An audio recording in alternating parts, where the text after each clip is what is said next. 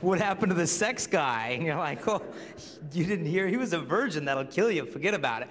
The virginity's not lethal. I was at the airport the other day, and I saw this magazine. I had to pick it up here. It's called Complete Woman Magazine, all right? Just a splendid periodical. Oh, subscriber, okay. And so this guy's in here. They're talking about sex. And this guy says, quote, he said, sex is extremely important to me. When I'm in a relationship, it's essential. In fact, a year ago, I felt compelled to break up with a woman I really loved because we didn't have sex enough. The lack of sex nearly killed me. So apparently he's rushed to the hospital for lack of sex or something. But this is what we're basically told, that if you're not having sex, something's wrong with you. Maybe you're dropped on your head as a baby or something. But then they say, but if you have had sex, it's too late for you anyway. We hear this constantly. And I know some of you are virgins, and I know some of you are not virgins. And frankly, I don't care what happened last weekend, last month, last year. I mean, it's in the past, and I mean, I care, but what's happened has happened. For those of you who are virgins, I say good for you, because people who get married as virgins have a divorce rate that's 60 to 70% lower than those who won't wait for marriage. Now, some of you are thinking, well, Jason, look, I'm not a virgin anymore. Or Jason, I had my virginity taken from me. Does that mean I'm gonna have a messed up marriage? If you're like me, you're so sick of the whole divorce thing. I was just over to high school in Washington. After the talk, a junior comes up to me, and he goes, Jay, I know what you mean about divorce. He said, Jason, my dad is on his 9th marriage. High school junior had seen his dad get 8 divorces. Now in LA, I live in San Diego. Up the coast in LA, there are jewelry stores in LA where you can rent wedding rings. You don't have to buy them anymore, because they know you're just gonna dump your wife. You might as well save some money in the whole exchange. I found that out because I had to go shopping recently, because Kristalina and I got engaged a couple months back, which is a pretty cool deal, so thank you very much. So, but you know,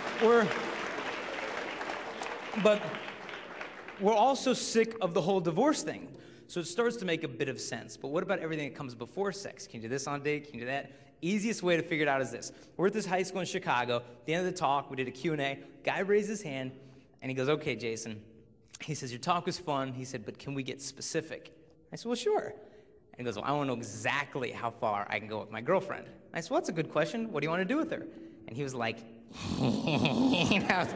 uh-oh. I said, yeah, okay. I said, well, we're not in 3rd grade. We can be specific, mature. What do you want to do? And he's like, cool.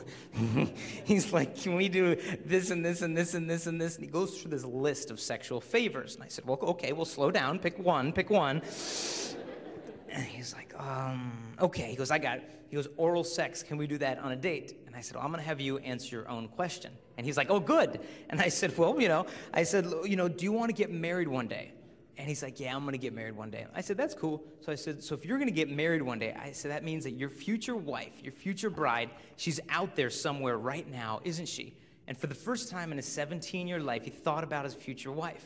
And he said, yeah, she's out there, cool. And I said, but let's say she doesn't live here in Chicago. Let's say she lives where I live in San Diego. School's just getting out right now, so she's coming home from class with her boyfriend, who's a guy that you are never going to meet around your future bride. And he's saying, baby girl, I love you so much. I'm always gonna be here for you. Your eyes are so beautiful. And she's like, oh, you're so sweet. And he walks her home and he sits her down on his couch and he's like, hey, baby girl, you feeling fine? Because you looking fine, She's like, stop. And I said to the guy, I was like, dude, I go, you know what's going on that couch, don't you? And he was like, yeah. And I go, that guy? I said, that guy, he's emotionally manipulating your future bride into giving him oral sex, trying to make her think that if she gives him that, he'll like her more when he's just using her more. I go, does that bug you? And the guy was like, ooh, gross. No, I don't care. And I was like, really? Doesn't bug you at all? He looked at the floor and he's like, no, I don't care. And I go, what if it was going on right now as we speak? That guy doing that with the woman who'll kiss your children goodnight. Does it bother you? The guy was like, the guy next to him in class was like, I'd be kicked off. And the guy's like, what? And I said, see, it's pretty easy. If you don't want some guy going there with your future wife, it's a good place to draw the line as well. And this is not a condemnation of any of us. It's a calling to all of us of a better and a deeper kind of love. And I'm not going to stand up here in front of you guys and say, you men in the audience, you guys have to be like me.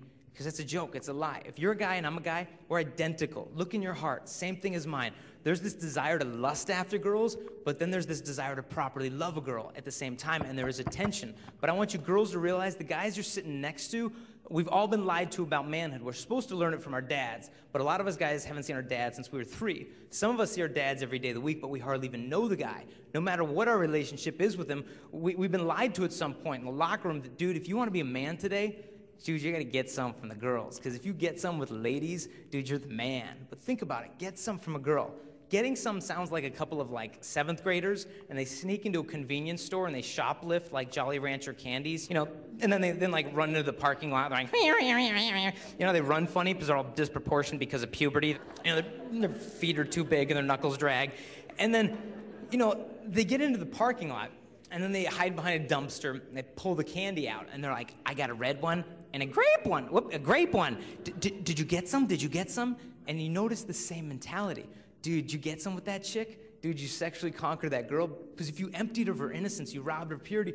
Dude, you're the man because you emptied the girl. And we know that this is totally missing the point of manhood. I don't get my manhood by emptying a girl. I get my manhood by denying myself for love of a girl. And as Christian guys, we only need to know one verse in the Bible to love women. It's out of Ephesians 5, and it just says, men, it says, you love your brides like Christ loved the church. You hand yourself over for her to sanctify her so she would be holy and without blemish. And it says that to do this, Jesus was praying in the agony in the garden, and his sweat became like drops of blood and fell onto the ground. A lot of you, I'm sure, go on to study medicine. You'll learn about this. It's called hematidrosis, which means under extreme stress, the capillaries in your skin will rise up, come in contact with sweat glands, which burst, and you bleed out of the pores of your skin, and your skin becomes a very deep bruise. And I remember the worst bruise I've ever got is I played 3 years of college baseball, and I think I actually set a record for our university, a very prestigious record. I was hit by the most pitches in a game, okay? So it was the first inning of doubleheader. I came up, and first inning, the guy throws the first pitch, and he throws a curveball down and in, and he hits me in the calf with it, you know, pop, and I'm like, didn't hurt. Come back up like the third inning. I'm like, dude, there's no way he's gonna hit me 2 times in a game. So crowd the plate, and he throws the next pitch inside, and he hits me in the stomach with it, you know, pop, and I'm like, didn't hurt. Came up about like 7th inning. I'm like, dude, there's no way he's gonna pop me 3 times in a game. Just crowd the plate, and he has no one on base. So he just does his full windup, throws his fastball, which they clocked at about 90 miles an hour, and he thought that this one would be delightful to throw into the middle of my thigh. And so just pop, and I land on the dirt, and I'm like, it didn't hurt. But the bruise was so cool because you could see the seams of the baseball bruised into my thigh for about 2 weeks. So it was a cool bruise. Now, imagine, though, your body with a bruise like that. Then they would take Christ and scourge him on top of it.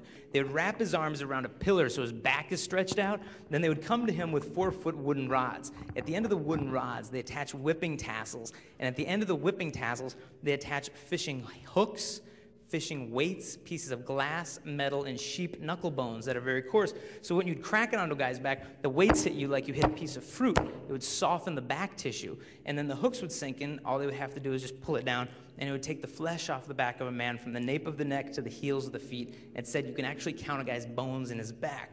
They would do this within an inch of killing him, then they stop, cover him with a linen that then dries the wounds, they'll later rip off, and then they put the crown of thorns on his head. But the crown we always see is this dinky little ring around the forehead. But the burial cloth of Christ indicates that he had 36 puncture wounds through his scalp, through the eyebrows, through the ears, the back of the neck, the top of the head, that they had actually woven this thing like a basket or a helmet. And I bought recently the same type of plant that was used for the crowning of thorns. They made this into a crown instead of a basket, but it gives you the idea that they would have taken this type of a plant, that they would have crowned it onto the head, and then it says that they would have beaten it into his scalp with a reed to keep it affixed there. And once it was put into place, it says that they would have put the cross on his shoulders. Now, he didn't carry the whole cross, just a cross beam, which weighs about 135 pounds. So for those of you guys who lift, imagine putting a 45-pound plate on each side and doing lunges for about 650 yards without the skin on your back. Then they would take him to Calvary, nail him up to the cross, and he would gasp for breath for 3 hours as he completely emptied himself for love of his bride, the church. And then St. Paul says, men, love your brides just like this. Now, you guys are probably thinking like, Jason, what do you want me to do? Like, go up to some girl in the cafeteria who I like, take my belt off, say, honey, look, I love you, whack, whack, whack. I mean, she'd probably get freaked out, so I wouldn't go there. But how is a guy supposed to sacrifice himself for a girl? Well, to be honest, the